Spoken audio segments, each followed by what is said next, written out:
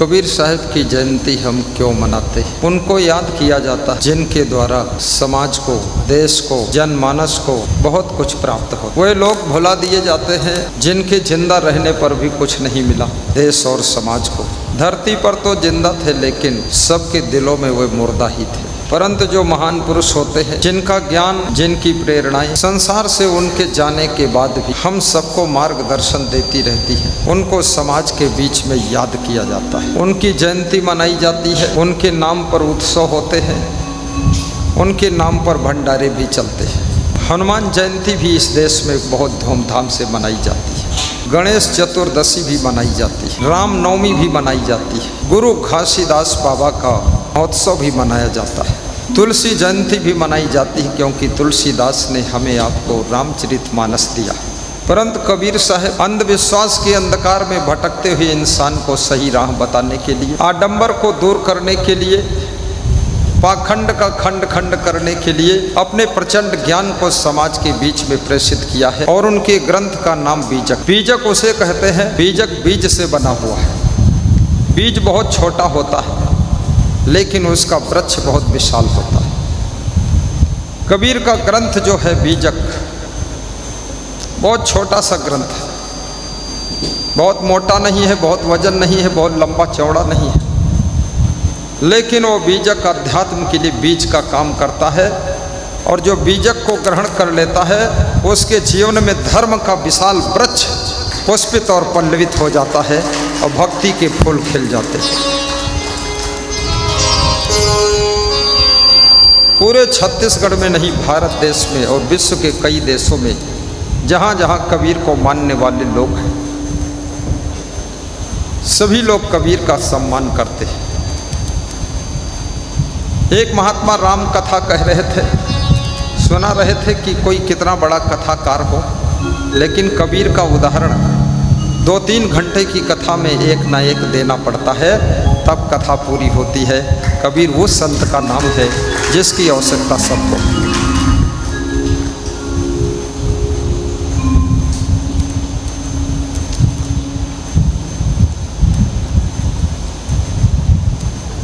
आज मैं कबीर साहब की एक साखी लूँगा, बड़ी मार्मिक साखी है। कबीर जब हम पैदा हुए, जग हंसे हम रोए, ऐसी करनी कर चलो हम हंसे जग रोए।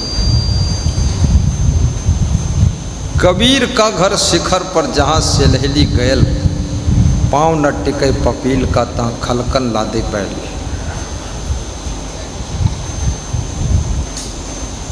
खलक माने संसार होता है और बैल का अर्थ तो आप जानते ही हैं। कितने लोग बैल को जोत भी चुके हैं और कितने लोग तो ऐसे हैं जो खुद ही बैल बने हुए हैं। बैल से कम नहीं है, रात दिन संसार के माया के चक्कर में जोतते रहते हैं। ना उनके पास में नहाने का टाइम है, न खाने का टाइम है, न सोने का टाइम है, न देश सेवा के लिए टाइम है, न भक्ति के लिए टाइम है। केवल माया के चक्कर में रात दिन जोतते रहते हैं। उनको भी बैल कहा जाता है। कबीर साहब ने बीजक में कहा है कि खसम बिन तेली को बैल भयो। प्राचीन समय में तेली लोग बैल के द्वारा सरसों, अलसी और तिल का तेल निकालते थे। बैल कोल्हू में घूमता रहता था। ये कबीर साहब के पीरियड में ऐसा होता था। अभी तो मशीन के द्वारा तेल निकाला जाता है। आजकल के लोग इस उदाहरण को समझेंगे नहीं। नवयुवक बच्चे सोचेंगे ये क्या कह रहे हैं कबीर साहब, खसम बिन तेली को बैल भयो। कबीर साहब ने उदाहरण दिया है खसम बिन। खसम अरबी शब्द है। खसम के 2 अर्थ होते हैं। खसम का अर्थ होता है स्वामी, खसम का अर्थ होता है मालिक, खसम का अर्थ होता है ईश्वर परमात्मा, खसम का अर्थ होता है जो तुम्हारे अंदर छिपा हुआ परम तत्व आत्मा है, वही खसम का रूप है। उसको जो पहचान नहीं पाया जान नहीं पाया, वो तेली का बैल हो गया। खसम बिन तेली को बैल भयो। अर्थात जिनको आत्मज्ञान नहीं है वही भटकते हैं, पूरी दुनिया में घूमते हैं। स्वामी विवेकानंद ने बहुत बड़ी बात कही है कि अपनी खोपड़ी को 10 दिशाओं में घुमा लो, पूरी दुनिया का चक्कर काट लो, पृथ्वी की परिक्रमा कर लो, लेकिन जब तक आत्मज्ञान नहीं होगा और जब तक अपने भीतर की बुराइयों को तुम दूर नहीं करोगे, भटकते भटकते जिंदगी समाप्त हो जाएगी, परंतु तुम्हारा दुख समाप्त नहीं होगा, दुख बराबर बने रहेंगे। मैं उज्जैन गया था, वहाँ देख रहा था क्षिप्रा नदी के किनारे बड़ा बड़ा साफा बांधे हुए 10-50 लोग बड़ी धीमी चाल में चल रहे थे। उनकी टांग में टांग लड़ रही थी, बड़े कमजोर दिख रहे थे। राजस्थान में लोग साफा बांधते हैं, बहुत बड़ी पगड़ी क्या पगड़ा बांधते हैं, मध्य प्रदेश में भी। वहीं से लोग आए हुए थे, शांति की तलाश में निकले हैं घर से बुढ़ापे में, लेकिन कहीं शांति उनको मिल नहीं। फिर सब एक पेड़ के नीचे बैठकर बीड़ी पी रहे थे, तो मैं मुस्कराया, तो उन्होंने पूछा कि मुस्कराते क्यों हो? तो हमने कहा कि हजारों किलोमीटर घर छोड़कर आए हो, लेकिन बीड़ी की आदत नहीं छोड़ा है, महाकाल के चरणों में भी वही बीड़ी सुलगा रहे हो, इसलिए मैं मुस्करा रहा हूँ। जब तक नशा व्यसन की आदत नहीं छोड़ोगे, बुराइयों की आदत नहीं छोड़ोगे, तब तक याद रखना, चाहे जहाँ घूम कर आ जाओ, आपको न शांति मिलेगी न सुकून मिलेगा। इसलिए अपनी गंदी आदतों को छोड़िए।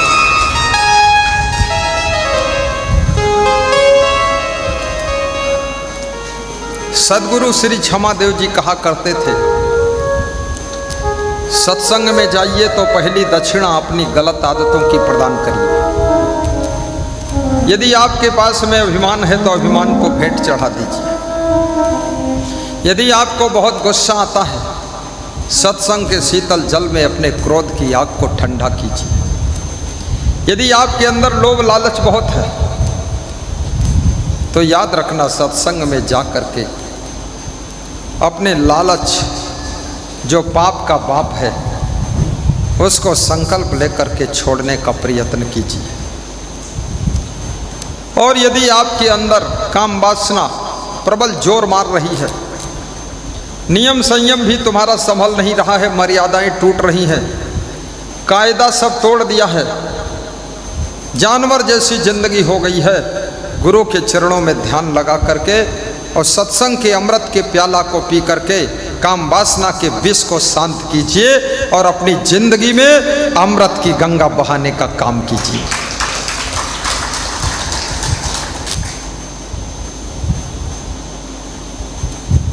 और यदि मोह बहुत है, कितने लोगों का मोह सीधे उनके गला को पकड़ता है, छोड़ता ही नहीं मोह। एक दिन घर से बाहर नहीं निकलते, और कभी निकल गए तो लोगों को यही बात सुनाते हैं कि जिंदगी में पहली बार घर छोड़ा, बहुत बड़ा काम कर दिया अपने हिसाब से उन्होंने। अरे इसमें कौन बड़ा काम तुमने कर दिया है, जिंदगी में पहली बार घर छोड़ा है। एक दिन मौत की शहजादी आएगी और तुम्हारा घर चुपचाप छूट जाएगा, लाश पड़ी की पड़ी रह जाएगी, आत्मा शरीर के पिंजरे से बाहर निकल जाएगी। घर छोड़ना तो अलग बात है, ये शरीर भी छोड़ना पड़ेगा। भगवान कृष्ण से छोड़ना सीखिए। बचपन में जेल में जन्म हुआ, अपनी माँ देवकी और पिता वासुदेव का साथ छूट गया। उसके बाद बाल अवस्था में यशोदा जी ने पालन पोषण किया, उनको भी छोड़कर कृष्ण चले गए। नंद बाबा के साथ जो आनंद आ रहा था उसको भी छोड़कर चले गए। मथुरा में जाकर के कंस का वध किया, गोलया पीठ हाथी का भी वध किया, और फिर मथुरा को भी छोड़कर आगे बढ़े। संदीपन गुरु के आश्रम पर उज्जैन में जाकर के शिक्षा प्राप्त किया, फिर उसको भी छोड़ा। द्वारिका में जा करके भेंट द्वारिका में कुछ दिन ठहरे, फिर उसे छोड़ा। फिर सोने की द्वारिका तैयार किया, फिर उसे भी छोड़ा। छोड़ते छोड़ते पूरी जिंदगी जिनकी बीत गई, उनका नाम भगवान श्री कृष्ण है। छोड़ने वाले ही महान बनते हैं, जो पकड़ कर रह जाते हैं, जकड़ कर रह जाते हैं, वह साधारण जिंदगी जीकर समाप्त कर देते हैं। इसलिए छोड़ना भी सीखो। समाज की सेवा के लिए, देश के लिए, पार्टी के संगठन के लिए, आरएसएस की मजबूती के लिए यदि कोई मान सम्मान छोड़ना पड़े, पद छोड़ना पड़े, दूसरा पद लेना पड़े, फट से छोड़ करके आगे बढ़ जाना चाहिए और पीछे भी हट जाना चाहिए, ताकि हमारा लक्ष्य तो देश की सेवा है, पकड़ कर रहना हमारा लक्ष्य नहीं। कितने पार्टी के नेता तो पकड़ कर बैठ जाते हैं, उनको अगर एक बार टिकट छोड़वा दो तो निकट नहीं आते हैं, इतना नाराज हो जाते हैं, फिर दूसरी पार्टी में चले जाते हैं। दूसरी पार्टी में इज्जत नहीं मिली तो तीसरी में चले जाते हैं, और तीसरी में सम्मान नहीं मिला चौथी में जाते हैं, और चौथी में फिर ठोकर मिली तो पांचवी पार्टी खुद की बनाते हैं, और पांचवी में सफल नहीं हुए तो मूर्ख दास 10 साल के बाद अपने घर की पार्टी में वापस चले आते हैं। लोग कहते हैं घर वापस आ गए। कौन कहा था घर से बाहर जाओ? तुम क्यों गए थे? लालची कहीं का चोर। जरा भी संतोष नहीं है, विवेक नहीं है, गम नहीं खा सकते हो। जो गम नहीं खा सकते हैं वो एक पत्नी के साथ भी नहीं रह सकते, ना एक पति के साथ रह सकते, ना एक पार्टी में रह सकते हैं, ना एक गुरु के पास रह सकते हैं, ना तो एक आश्रम में रह सकते हैं। उनका कहीं गुजारा बसेरा नहीं होता है। और जो गम का जहर पी करके मुस्कराना जानते हैं, वह हर जगह रह करके अपनी जिंदगी को आगे बढ़ाने का काम करते हैं।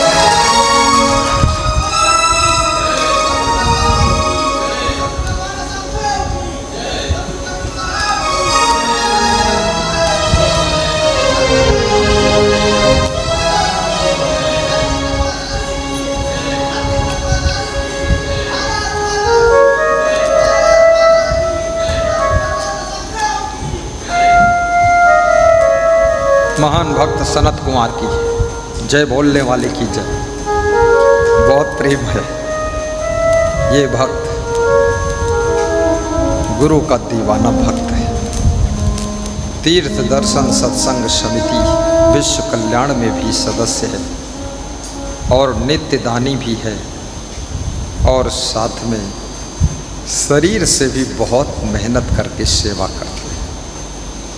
आज सवेरे मैं सबकी ड्यूटी लगा रहा था तो लोगों ने बताया इनकी ड्यूटी मत लगाइए, ये सभी तरफ बाण छोड़ते हैं, कोई तरफ कोई बचता नहीं, इनको खुला ही रखो। आप खुला छोड़ दिया उनको। सनत कुमार नाम है, जांजगीर चांपा के निवासी है। तो कबीर साहब कहते हैं, कबीर जब हम पैदा हुए जग हंसे हम रोए, जिनके घर में तुम्हारा जन्म होता है, जन्म नहीं होता है तो घर के लोग दुखी रहते हैं। बहुत दवाई चलती है तुमको जन्म देने के लिए, और दवाई फेल हो जाती है तो दुआ मांगी जाती है। सब देवी देवता से दुआ मांगी जाती है कि हमारे घर में कोई बाल गोपाल आ जाए, कोई गोपाली आ जाए, कोई राधा रानी आ जाए। फिर भी जब कुछ नहीं होता है तब साधु संत के पास भी लोग आते हैं कि अब महाराज सब जगह माथा टेक लिया, आखिरी दरवाज़ा खटखटाया हूँ, अब तुम ही कुछ कर दो। साधु संत बोलता मैं क्या कर दूं? बोले कुछ कर दो। साधु बोलता है कुछ पता नहीं है, बोले पता हो ना हो मुंह से बोल दो कि बच्चा होगा। साधु संत डरता है, बोल दो ना हो तो झूठा हो जाएगा। अरे तुम बोलो। जबरदस्ती साधु से बोलवा लिया कि जाओ पुत्र लाभ होगा। घर गए, 3 महीने बाद उनको लगा पत्नी गर्भवती हो गई। खुशियां फैलने लगी। जो माँ बाप अभी नहीं बने हैं पहले से खुश हो रहे हैं। पति रोज पत्नी से पूछता है कुछ एहसास हो रहा है, पत्नी अपने पति से कहती तुमको कुछ विश्वास हो रहा है, पति पत्नी दोनों कहते हैं प्रयास हो रहा है। और गुरु वो साधु चिंता में है कुछ हो रहा है कि नहीं हो रहा है, बोल तो दिया हूं, पता नहीं फलित होगा कि नहीं होगा। और जब 9 महीने बाद तुम्हारा जन्म होता है, तुम तो रोते हो, लेकिन जिनको तुमने माँ बाप बनने का सौभाग्य दिया है वे कितना खुश होते हैं। उनकी खुशियों का वर्णन कलम नहीं कर सकती है, ना किसी का मुख कर सकता है। वो एहसास का विषय है, भावना का विषय है। उनको हजारों गुना खुशी होती है कि आज हम माँ बाप बन गए।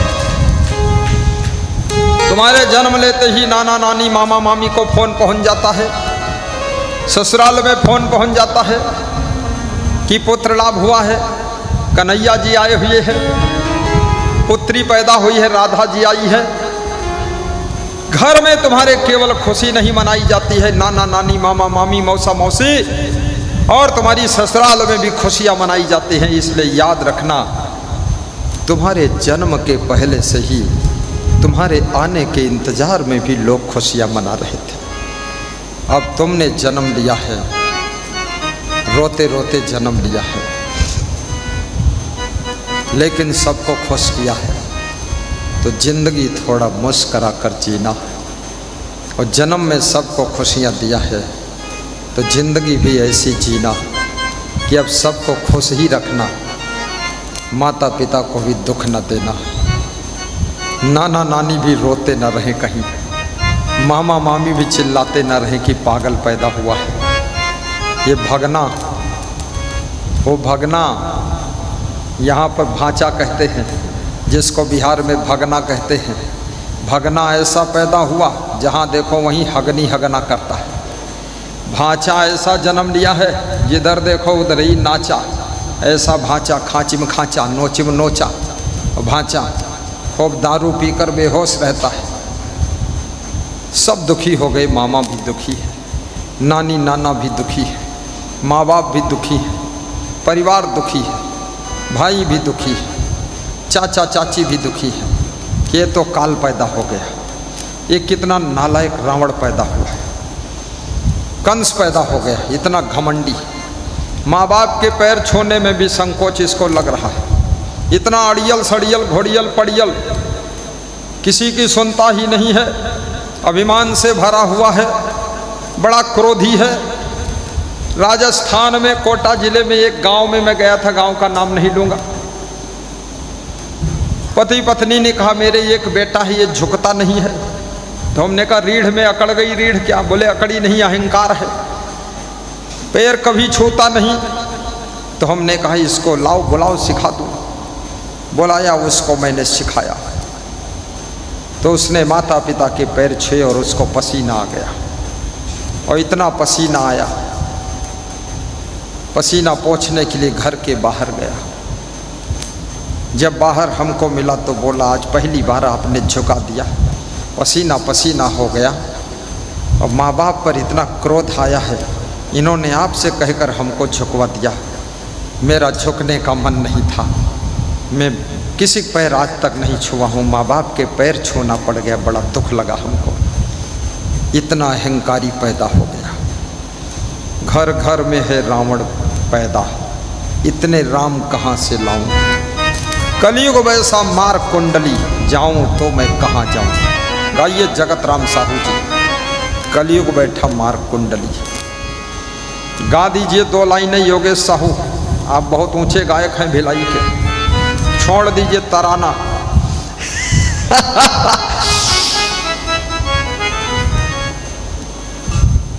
कलयुग बैठा मार कुंडली, जाऊं तो मैं कहाँ जाऊं? घर घर में है रावण बैठा, इतने राम कहाँ से लाऊं? घर घर में है रावण बैठा, इतने राम कहाँ से लाऊं। कलयुग बैठा मार कुंडली, कलयुग बैठा मार कुंडली, जाऊं तो मैं कहाँ जाऊं। अब हर घर में रावण बैठा, इतने राम कहाँ से लाऊं।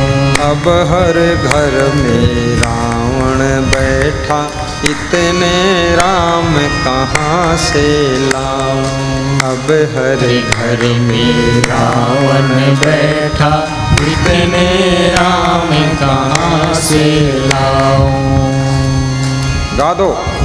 दशरथ कौशल्या जैसे मात पिता अब भी मिल जाए, पर न राम सा पुत्र मिले ना, जो आज्ञा ले वन जाए।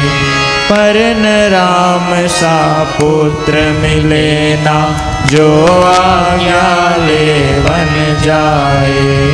भरत लखन से भाई को मैं, भरत लखन से भाई को मैं, ढूंढ कहाँ से अब लाऊं। अब हर घर में रावण बैठा, इतने राम कहाँ से लाऊं। कलयुग बैठा मार कुंडली, जाऊं तो मैं कहाँ जाऊं। अब हर घर में रावण बैठा, इतने राम कहाँ से लाऊं। इतने राम कहाँ से लाऊं। आज दास का फर्ज बना है, मालिक से टकरार करे। सेवा भाव तो दूर रहा, वह वक्त पड़े परिवार करे। सेवा भाव तो दूर रहा, वह वक्त पड़े परिवार करे। हनुमान सा दास आज मैं, हनुमान सा दास आज मैं, ढूंढ कहाँ से अब लाऊं। अब हर घर में रावण बैठा, इतने राम कहाँ से लाऊं। कलयुग बैठा मार कुंडली, जाऊं तो मैं कहाँ जाऊं। अब हर घर में रावण बैठा, इतने राम कहाँ से लाऊं। रोंद रहे बगिया को देखो, खुद ही उसके रखवाले। अपने घर की नींव खोदते देखे मैंने घर वाले। अपने घर की नींव खोदते देखे मैंने घर वाले। कल थी दासी एक मंथरा, कल थी दासी एक मंथरा, आज वही घर घर पाऊं। अब हर घर में रावण बैठा, इतने राम कहाँ से लाऊं। इतने राम कहाँ से लाऊं। इतने राम कहाँ से लाऊं। बोलिए श्री सद्गुरु भगवान की जय।